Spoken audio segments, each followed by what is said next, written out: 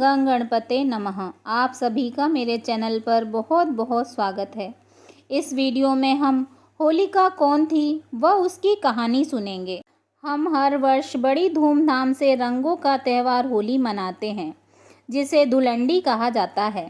उससे एक दिन पहले मुख्य होली का त्यौहार मनाया जाता है, जिसे होलिका दहन कहते हैं।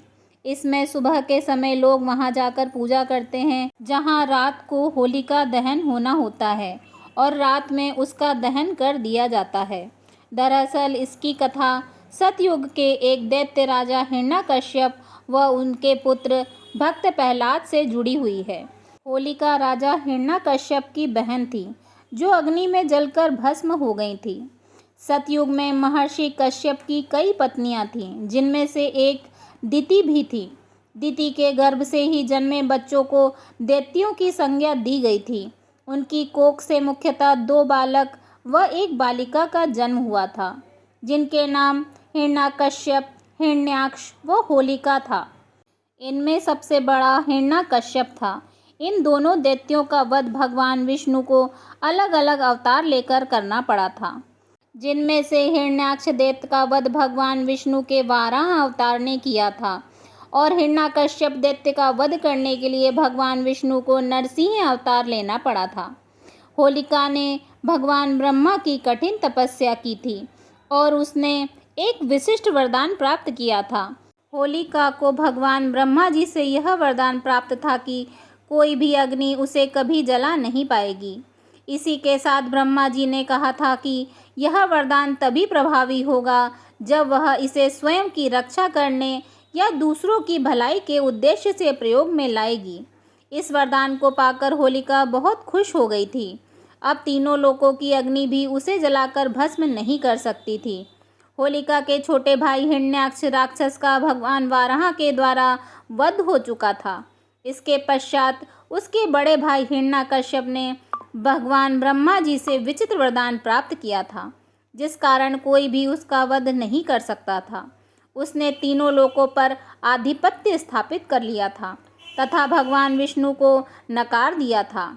इसी के साथ उसने स्वयं को भगवान घोषित किया हुआ था, किंतु उसी के परिवार में उसका पुत्र और होलिका का भतीजा प्रहलाद भगवान विष्णु जी का परम भक्त था। सभी उसके इस व्यवहार से बहुत दुखी रहते थे। हिरण्यकश्यप ने कई बार प्रहलाद का वध करने का प्रयास किया, किंतु हर बार भगवान विष्णु के द्वारा उसके प्राणों की रक्षा कर ली जाती थी। एक दिन हिरण्यकश्यप इसी चिंता में डूबा हुआ था। तभी होलिका को एक विचार आया। वह अपने भाई के पास गई और उसके सामने प्रस्ताव रखा कि यदि वह प्रहलाद को अपनी गोद में बिठाकर अग्नि में बैठ जाए तो अर्थात सैनिकों की सहायता से एक बड़ी जगह पर चिता जलाई जाए और उस अग्नि में होलिका प्रहलाद को अपनी गोद में लेकर बैठ जाएगी। चूँकि उसे तो भगवान ब्रह्मा जी का वरदान प्राप्त था, इसलिए उसे कुछ नहीं होगा, लेकिन प्रहलाद उस अग्नि से निकलकर भाग ना पाए, इसलिए वह उसे कसकर पकड़ कर रखेगी ताकि वह वहीं जलकर भस्म हो जाए। हिरण्यकश्यप को यह प्रस्ताव पसंद आया और उसने ऐसा ही करने को कहा। इसके बाद हिरण्यकश्यप ने अपने सैनिकों को यही आदेश दिया। कुछ ही पलों में एक खाली जगह पर विशाल लकड़ियों और घास फूस इकट्ठा कर दिया गया और उसके बीचों बीच होलिका प्रहलाद को अपनी गोद में लेकर बैठ गई। इसके पश्चात हिरण्यकश्यप की आज्ञा अनुसार उस चिता में आग लगा दी गई। आग लगते ही प्रहलाद हमेशा की तरह भगवान विष्णु का नाम जाप करने लगा। जैसे जैसे अग्नि की आंच उन तक पहुंचने लगी, वैसे वैसे होलिका को उसकी तपन महसूस होने लगी। वह आश्चर्यचकित थी, क्योंकि इससे पहले अग्नि ने उसे ऐसा कभी अनुभव नहीं करवाया था। अब अग्नि उन तक पहुंच चुकी थी और होलिका का शरीर उस अग्नि में जलने लगा था, तो वहीं प्रहलाद निश्चिंत होकर बैठा था और भगवान विष्णु का नाम जपे जा रहा था। होलिका को यह देखकर बहुत क्रोध आया और वह चीख चीख कर भगवान ब्रह्मा जी के दिए वरदान को झूठा बतलाने लगी। यह देखकर भगवान ब्रह्मा जी ने उसे दर्शन दिए और कहा कि यह वरदान देते समय उन्होंने उससे कहा था कि यह तभी प्रभावी होगा जब वह इसे स्वयं की रक्षा करने या दूसरों की भलाई के लिए प्रयोग में लाएगी। यदि वह इस वरदान का दुरुपयोग करेगी तो वह स्वतः ही निष्प्रभावी हो जाएगा।